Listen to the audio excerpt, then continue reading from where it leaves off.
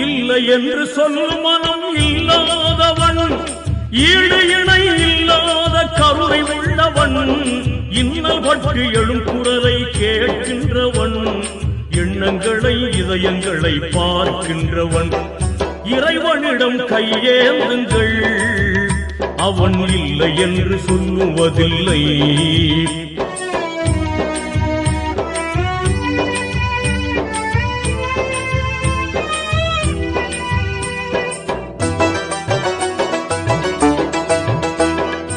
ஆசையுடன் கேட்பவர்க்கு அள்ளி தருபவன், அல்லல் துன்பம் துயரங்களை கிள்ளி எறிபவன், பாசத்துடன் யாவரையும் பார்க்கின்றவன், பாவங்களை பார்வையினால் மாய்க்கின்றவன், அல்லல் பாழும் மாந்தர்களே